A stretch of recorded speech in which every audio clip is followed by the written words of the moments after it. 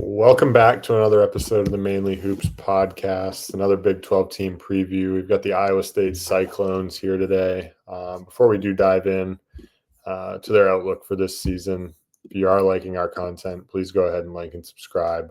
But jumping right in, Iowa State Cyclones, of course, they're dealing with some injuries. Taman Lipsey's now out, 4 to 6 weeks. They've had some other injuries through the offseason. It was probably curbed some expectations for this team that I know, Cody, you were probably the highest on them of anyone in the country last year. And I was drinking the Kool-Aid too after their first win in Maui. But, I think it's going to look a little bit different this year. Unfortunately, they're still going to be a really good team, but, there's some issues right now, particularly with the injuries and a little bit different looking roster. For sure. And I mean, if that team didn't run into injuries last year, I still thought they were a top 5 team in the country and a Final Four contender. They obviously look a little bit different this year, particularly on the offensive end. And if they're not going to have Taman Lipsey, they could run into even more trouble. I don't really see another guard on this roster that can really take over as at least a pass first guard or a stabling presence. But yeah, still going to be a really fun defense, obviously. Yeah, for sure. So on the offensive end, strengths, what do you see in this offense? Yeah, I mean, obviously losing Curtis Jones and Keyshawn Gilbert is going to be difficult to handle for this guard group, but ultimately retaining pieces and in Taman Lipsey, like when he comes back, he's going to be really effective. And then you bring back Milan Momcilovic and Joshua Jefferson. I mean, those are 3 potential stars for a team that are going to be coming back this season. They have continuity. They're going to be ready to go from night number 1. Hopefully Lipsey's back for night number 1. But Momcilovic, great off-ball shooter that I think they're going to need to lean on a little bit more in this department. He shot at 40% from 3 last year. He can score it on his own in the mid-range and through the mid-post a little bit. He has that little Dirk fadeaway in his bag. It looks very similar to Dirk's fadeaway, and he knocks it down at a pretty high clip. So I do think they're going to have to use him in more on-ball situations this year. And then Joshua Jefferson, I mean, he was awesome as a post hub last season, and I think we're going to need to see more of that too, particularly if Taman Lipsey's going to be out or if he's going to be hobbled for part of the year like he was last year. I think they leaned on Jefferson quite a bit when Lipsey wasn't able to go. Jefferson was 85th percentile as a post scorer, and he can also make some super high level passes when the defense commits to him. He was in the 91st percentile in post up efficiency in all post ups, which included possessions where he passed out. So his team gained even more value when he was a playmaker. I just think he's a real matchup problem at the 4 position. I remember you mentioned when we were doing the transfer portal review that there's a chance that he could play small ball 5. I do think he's going to have to shoot it a little bit better, but overall, I think he would be a mismatch nightmare at the 5 position. Can still post up 5s, but can also take them out to the perimeter and take them off the bounce. So I do think Joshua Jefferson is one of the most underrated players in the entire country. I think he proved it last year. I was pretty high on him coming in, but I do think, just looking at the roster, it does look like they lost a lot of offensive pieces. There's not a lot of depth here, and the shooting obviously got a fraction worse. But I do think when you retain the star power that they retained, I still think they're going to be a pretty solid offense. Yeah, I would agree. And I think Joshua Jefferson, his playmaking ability is as important as anyone. I think he's going to be one of the most important players in the country to his team, especially when Lipsey's out. So I think also this team, one thing I just wanted to add to strengths, I think this team could be a little bit better than it has been in years past on the offensive glass. I think Jefferson is right around 8% offensive rebound rate, but then you've got Blake Buchanan coming over from Virginia at around 11%. And then Eric Mulder coming from Purdue Fort Wayne, who's probably going to get some spot minutes, I would imagine. He's a bit of a smaller big at 6'8", but for his career, 14% offensive rebound rate. So I think there's some upside here on the offensive glass for this team.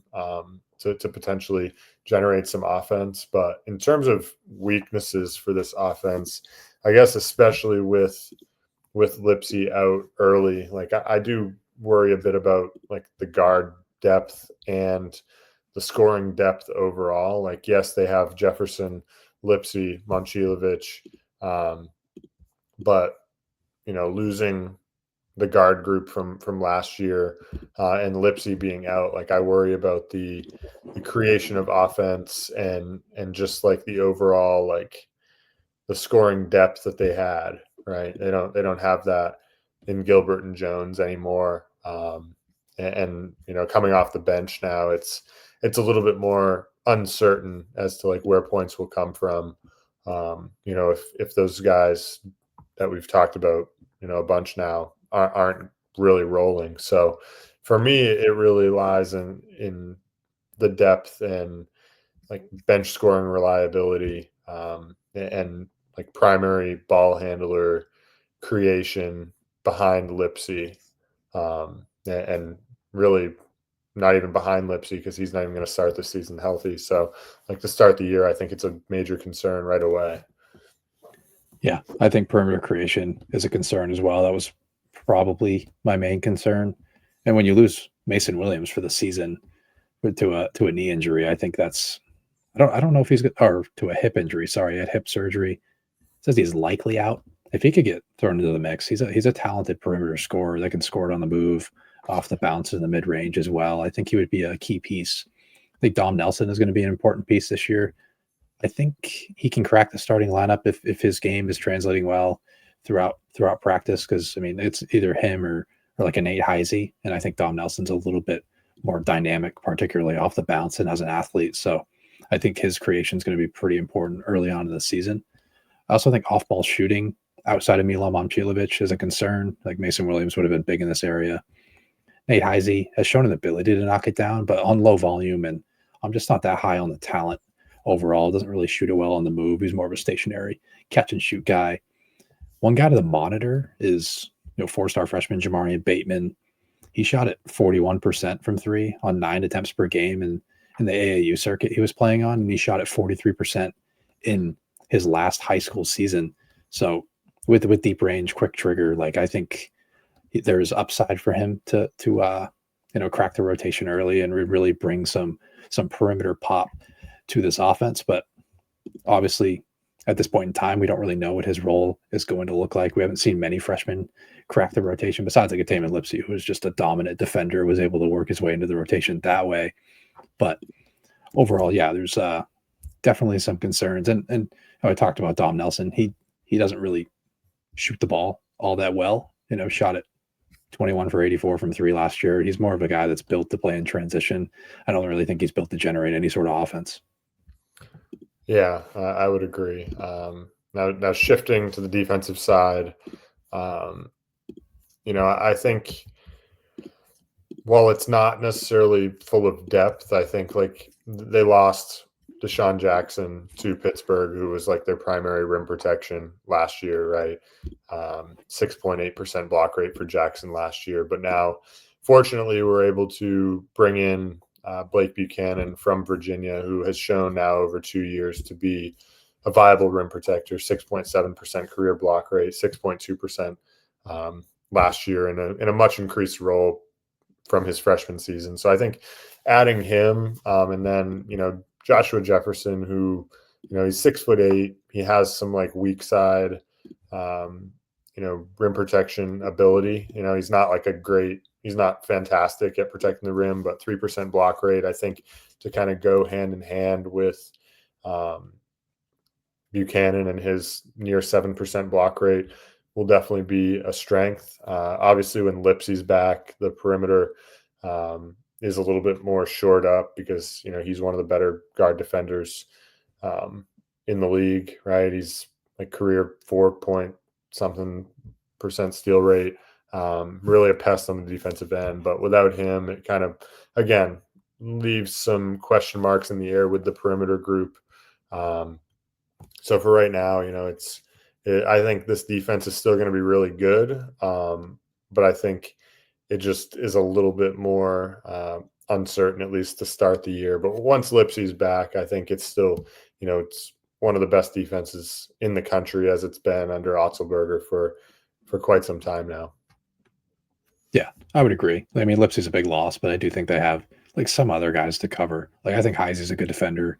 Dom Nelson fits this system fairly well with his length and his recovery skills. I think, being able to recover in this defense that rotates a ton, like a no middle scheme is like extremely important. They have a lot of guys that can do that. And like, I think as good as Deshaun Jackson was as like a primary rim protector, I don't really think he fit this scheme as well as Blake Buchanan. I think he's a much better weak side rim protector, much better recovery defender. Just he just moves in space a little bit better. So I do think he's ultimately a better fit. He doesn't rebound as well as a guy like Jackson, but I think he fits this scheme far better. So I definitely, and Joshua Jefferson as well is like one of the best anticipators of passes in the lane that I've seen, and he's a perfect scheme fit here, for a team that wants to force turnovers at a super high clip. I mean, they've been top 15 nationally in all 4 years under Otzelberger. Just the scheme and the talent is just elite here, and Jefferson has really proved to be a great scheme fit. Yeah, no, I definitely see that. Now, on the weaknesses side, obviously I mentioned this is going to be a great defense. Torvik projects them as second best in the country, right? So really, really strong group yet again. But what do we see for weaknesses on this side of the ball? I mean, not much, to be completely honest. I think it's just more uncertain depth, guys that can fit this scheme early, learn this scheme early. There's a lot of freshmen on the bench that may not be ready for big minutes right away. Maybe the big man depth. Like I don't love Eric Mulder as a defender at this level. Like he's 6'8" and has a ton of length and plays with a ton of energy, but I'm just not sure if the defensive talent is completely there for him. So I do think Blake Buchanan's going to have to play a big role. Joshua Jefferson can slide over and play the 5 and still provide efficiency in a no middle scheme where I think like primary rim protection isn't extremely important. So he's going to be able to, I think, be just fine in this system. But overall, I do think what's holding them back is the depth. If guys go down with injury, and we've seen this team deal with a bunch of injuries the last couple of years. So I think that would ultimately be what could potentially knock them out of the top 10 nationally in adjusted efficiency. But at the end of the day, if we're freaking out for a team having the 10th best defense in the country, I think you guys are going to be okay.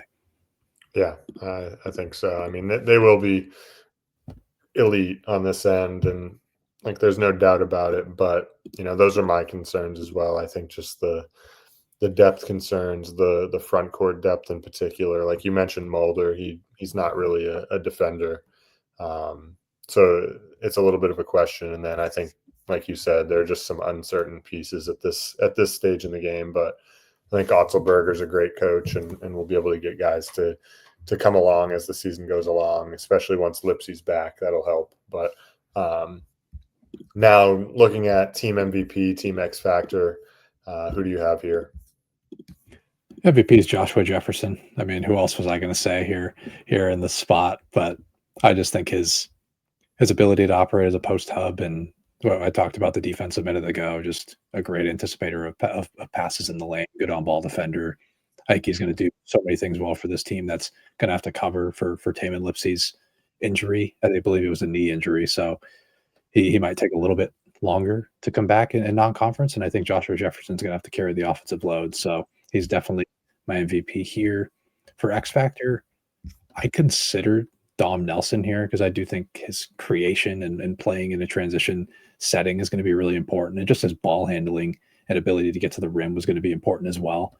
But ultimately, I went with Milan Momcilovic. I think as the second guy in this offense, just being able to create his own shot in some way. We already know he's going to be a great off-ball shooter, but if he can provide any more offense by himself and maybe a little bit as a passer, I think that can kind of unlock this offense to get fairly close to where they were last year.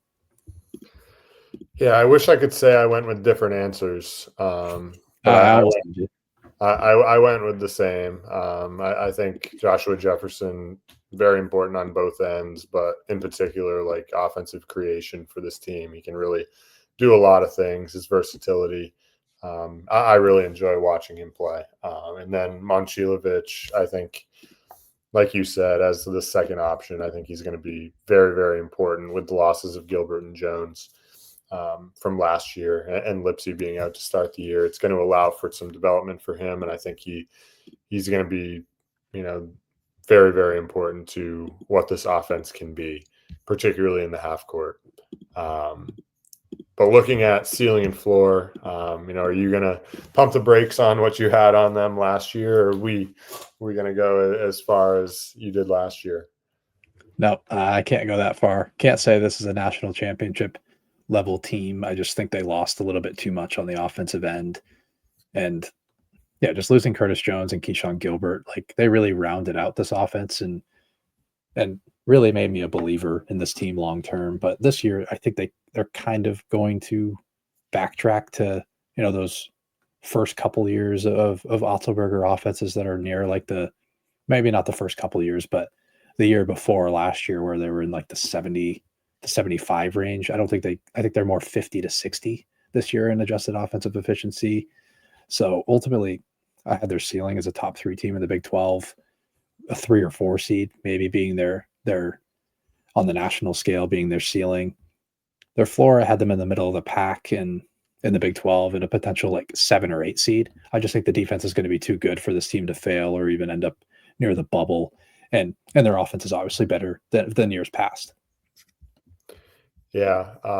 I said third in the Big 12 was the ceiling. I think they're capped in some areas, at least as of right now, what we know about this team. And I could see them like making a run to the Sweet 16, but I'm not really sure like how much farther they can go than that. And then floor, I said like 6th or 7th in the Big 12, just like the offense hinders them a bit too much. Maybe Lipsy's out longer than anticipated, and that holds them back a little bit.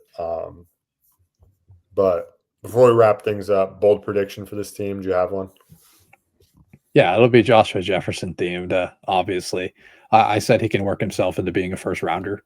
I think with all of the offensive responsibility that he's going to take, like we saw flashes of it last year, and we saw like a decently high usage rate. I don't have the exact number. I think he got to 23.5. I think we can see a higher number than that this season. And we've seen his ability as a post scorer and passer out of the post. If he can improve his perimeter game, if he can knock it down at like a 34% clip on maybe 85 to 90 attempts, as opposed to the 58 attempts he took this past year or last year, I think he can work himself into getting some real draft buzz. Yeah, I like it. I went with another player here, Momcilovic. I said he's going to average 16 points a game this year. I think his offense is going to be, as we've talked about, really, really important, and the opportunity is going to be there. Last year averaged 11 and a half. Super efficient 3-point shooter, 40% basically last year. So I think it's within the realm of possibilities that he gets up over that mark. For sure. Yeah, I don't think we've seen the true breakout for Momcilovic yet. He dealt with that hand injury last year. He missed a few games, and I think this is finally his time to get some more usage. He's really been the 3rd or 4th option on these offenses, and he's still averaging 11 and a half points per game in 27 and a half minutes. So if he plays 30 plus, I can definitely see him getting to 16, maybe even 17. Yeah, I agree. So we'll wrap things up here with Iowa State, and we'll see you next time on the Mainly Hoops podcast.